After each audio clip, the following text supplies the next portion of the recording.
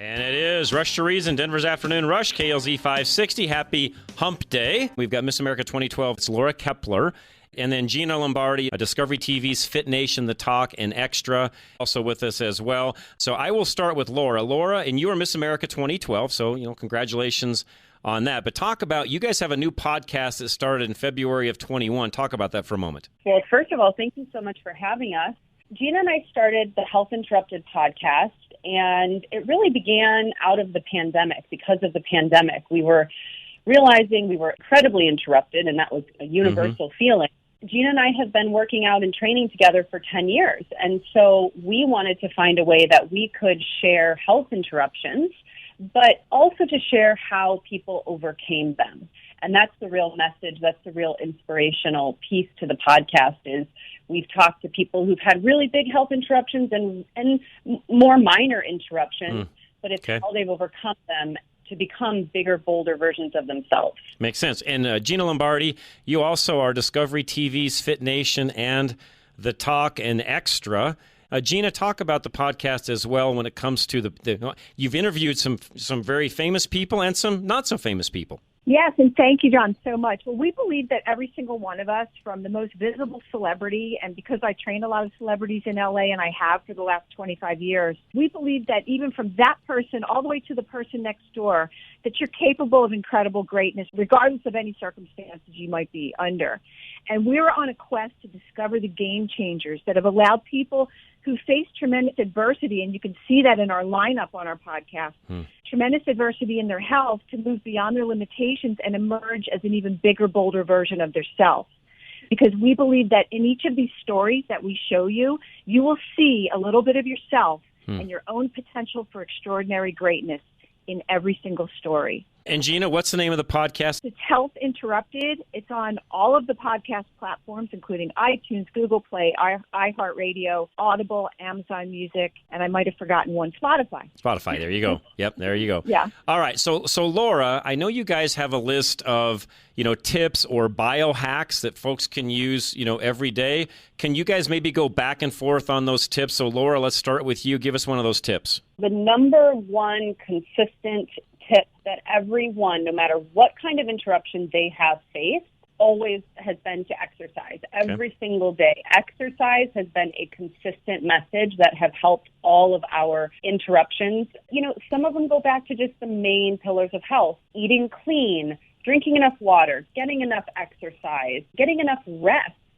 And then we also ask a really neat question at the end. We ask our guests to share a call to action. And those have ranged from pick up the phone and call someone that you haven't talked to in a while. Check in and see how they're doing. Take some me time. Find a book that you really like this week. Practice self-care. The tips have varied in so many different ways, but they really all fall under those universal pillars of health that we all know we have to do, and we really can't get away from unless we do them. Makes total sense. Gina, there's been a lot of talk lately when it comes to this self-care thing, and I think, for me, self-care sort of has this selfish, if you would, connotation to where you're thinking, well, you care for yourself, but you don't care for anyone else. Yet, this is much like being on an airplane, and when the oxygen mask drops, if you yourself don't put it on first, you can't help anyone else either. In fact, you become a burden to the other people. So the reality is self-care really is a very important thing, because if we're not healthy and doing what we need to do, we can't help anybody else either. Yes, and I learned a good lesson when my now 16-year-old son was 3 years old. He noticed that I was a little cranky, and he said, "Mama, I think you need to get on your bike because you're always happier after you ride your bike." Good one. And even at that age, he knew that when I exercise, I'm a better person. And it's absolutely true. Having self-care does not mean being selfish. It means loving yourself enough to take care of yourself so then you can love others. I think the way you just said that is really key. And, to your point, self-care is not selfish. And I wish, in a way, we had a different way of naming it, because it does sort of bring on this, negative, selfish connotation. And yet it's literally just the opposite of that. And because with that, and Laura, I'll let you speak to this, with that comes a balance of time, which I know as a business coach and helping others in their businesses and so on, one of the first things folks really need help with is balancing all these different things they have going on in life to where they have the time to even do the things you ladies are talking about. Because some folks feel so overwhelmed, self-care can't exist because there's no time for it. Right, Laura? Let me say two things about that, because Gina and I definitely know the feeling of having no time. And our motto is, whatever it takes to get our exercise in, we make it work. Whether that's with kids, whether that's 10 minutes, 20 minutes, 45 minutes. It's just a priority because we know how good it is for us. But also the conversation of self-care, we think of as it has to be this 2-hour thing that we do every day or even once a week. And I think a lot of people misinterpret what it really means, like it's a massage or it's something big and grandiose. I've really redefined self-care as they are actually little choices that you make every single day throughout the day. Yeah. When it comes to what food you put in your body, what you drink, how much rest you get. Though that, to me, is true self-care. And they are in small amounts of time, but that in the long run ultimately make the biggest impact. Thank you, by the way, for saying what you just said. I really appreciate that, because I think a lot of folks feel like it has to be this one grandiose event to be a quote-unquote self-care. You definitely need to learn to say no to things. Yeah. And that's something that I know Laura and I have both struggled with. You know, we get a lot of requests and people want us to do certain things. And I'll just speak for myself. Have to say no sometimes, or else you will overload yourself. That's right. And it just never works out right. It's just too much pressure, too much stress. That's right. And there's nothing wrong with that. No, there's not. No, thank you.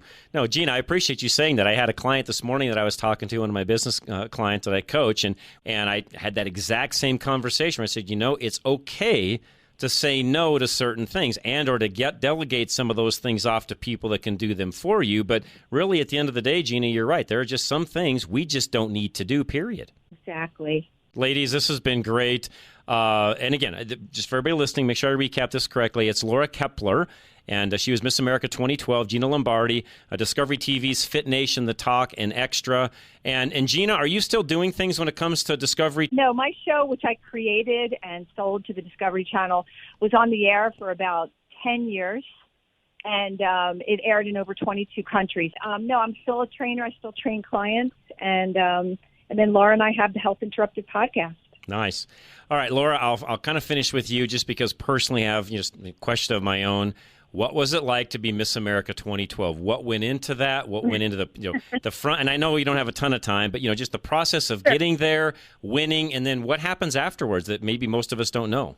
Yeah, great question. Well, it was a really great experience. I kind of stumbled into it as I was graduating college, and it was a way for me to pay back student loans.